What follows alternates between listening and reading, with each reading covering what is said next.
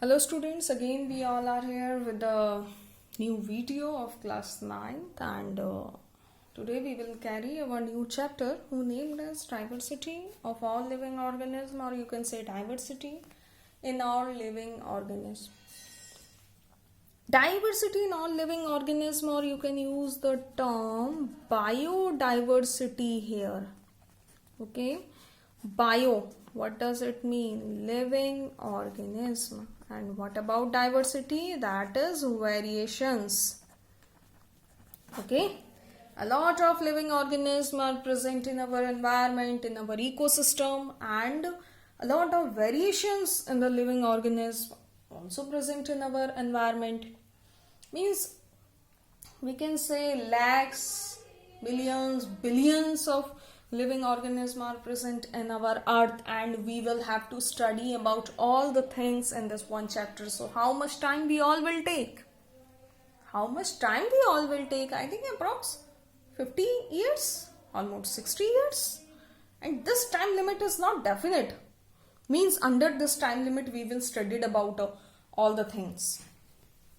So this purpose of this chapter is, the scene of this chapter is, in this chapter we will categorize all the living organisms according to their characters, according to their symptoms. This is the main importance of this chapter, because a lot of variations in living organism present in our earth, and we are in the form of a biology student, so we will have to read or learn or understand about all the things.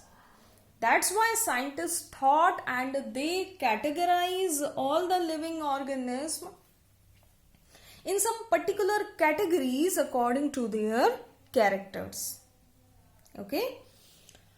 And for this categorization, they do classification, and they used a term classification. Means we can say they classified all the living organisms in some particular categories according to a term, or on the basis of a term which is known as evolution.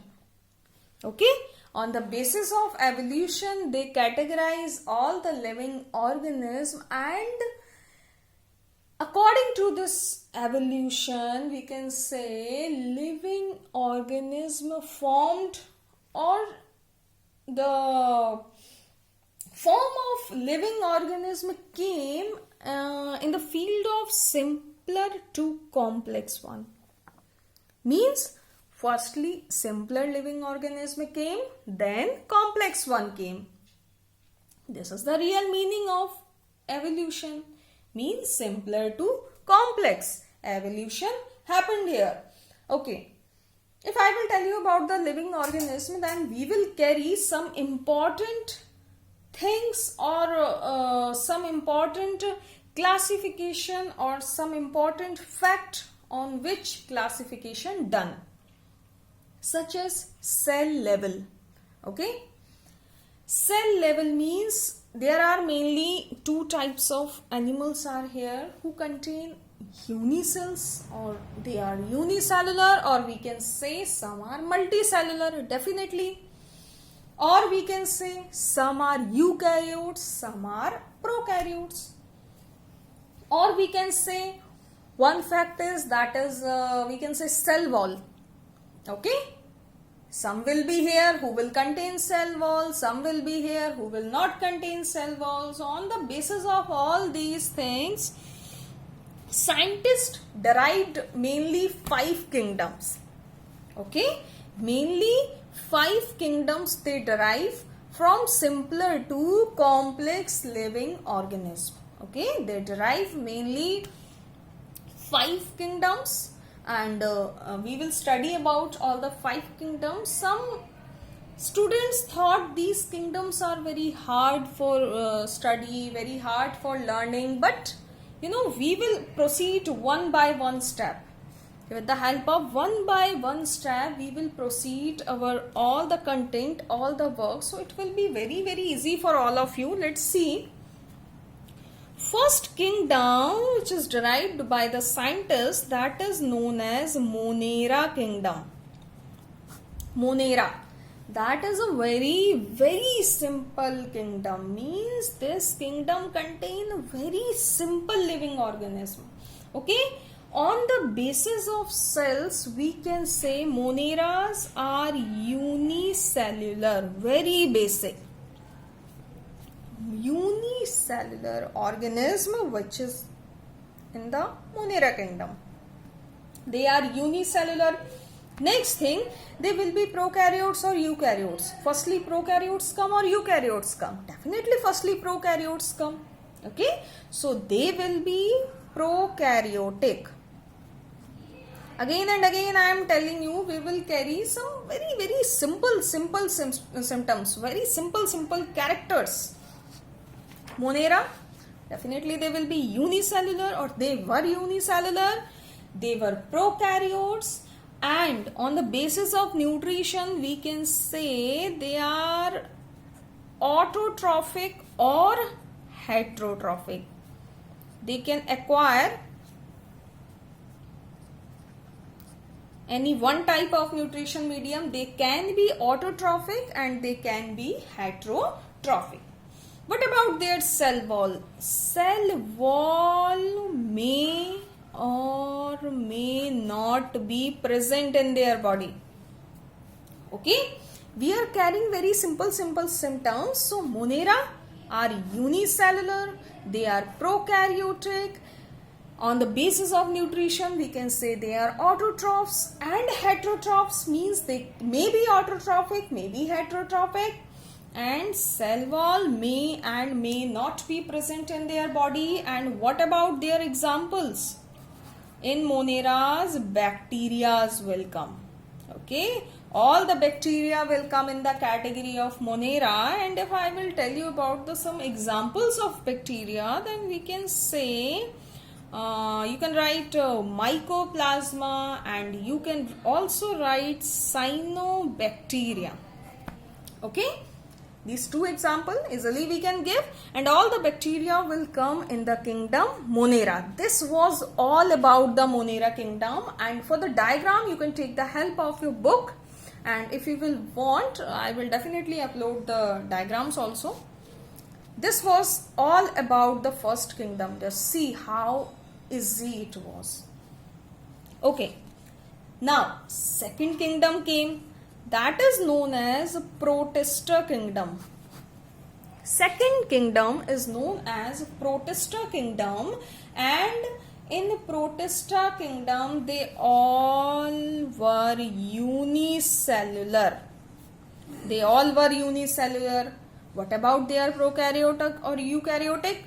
Moneras were prokaryotes, but here some promotion happened. So protists are eukaryotic. In the form of line easily you can write, but in the form of single word I am writing. But for increasing your content you can use the line method also. Okay, so they are eukaryotes, and the main thing is for the locomotion, for the movement, we can see in their body locomotory organs are present or appears. Means in protist body, with the help of microscope we can easily see the locomotory organs. Means that organ which is responsible for the movement of these protists from one place to another place. On the basis of nutrition, we can say they may be autotrophic or heterotrophic. Clear? One thing, they are unicellular. Next thing, they are eukaryotic. Next thing, locomotory organs appears in their body.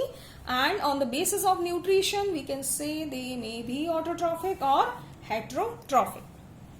Now, what about example? In example, we can write all the unicellulars such as amoeba, such as euglena and paramecium. All three are the very important and main unicellulars and main protist. Okay, so they all will come in the kingdom Protista, that is amoeba, euglena and paramecium. Very simple things we are carrying, and this is all about according to your class level. Don't worry. Okay. Next one is first kingdom Monera, second kingdom Protist, and that is third kingdom, which is fungi or fungi, anything you can say. Now, what about them? These are unicellular or multicellular? Actually, fungus are multicellular. Now here, kingdom increased their level. They both were unicellular, but fungus is multicellular. With multicellular character, it is eukaryotic. Okay? Monera was prokaryotic, this was eukaryotic, and fungus again eukaryotic. Next thing. Fungus does not contain we can say fungus cannot do photosynthesis process. Okay, photosynthesis, no. Means we can say fungus are non-photosynthetic kingdom, or fungus is a kingdom which contain which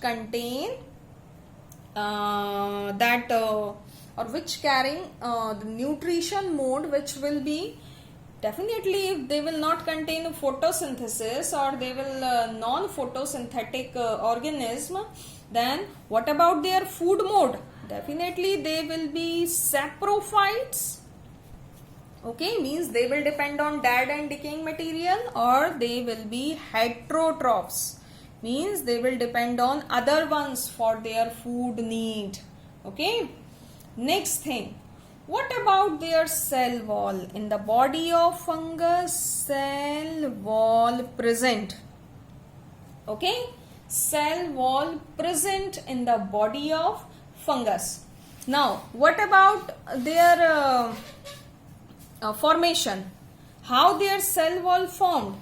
Actually, their cell wall formed with the help of different type of complex sugar. Their cell wall is made up of with the help of a complex sugar which is known as chitin, and some called them chitin, but you can say chitin. Cell wall of fungus made up of from a complex sugar which is known as chitin or chitin. Actually, in 7th class and in first chapter, if all of you have studied, then easily you will understand this thing that fungus shows symbiotic combination. Just think with the help of your unconscious mind and just remind all the things.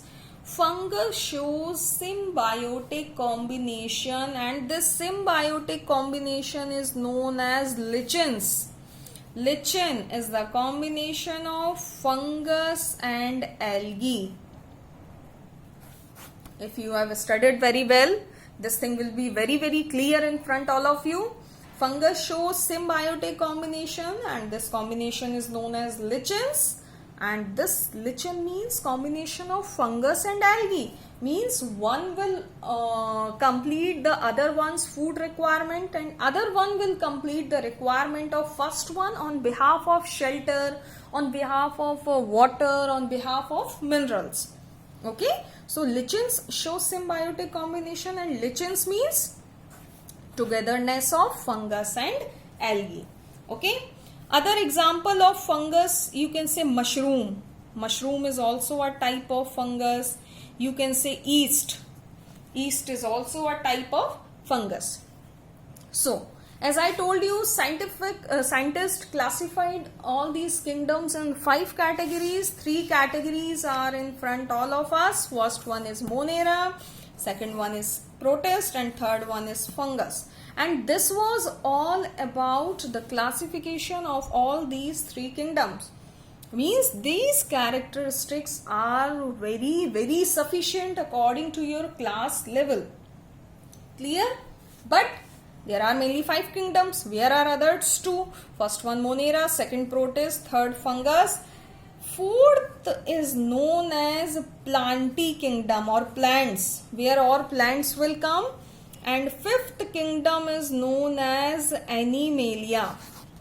Actually, all three were the very small kingdom, but Plantae and Animalia kingdom will take time. So in the other part, we will discuss about the Plantae and Animalia, but this was all about the all three basic kingdoms, which is again I am telling you known as Monera, Protist and Fungus.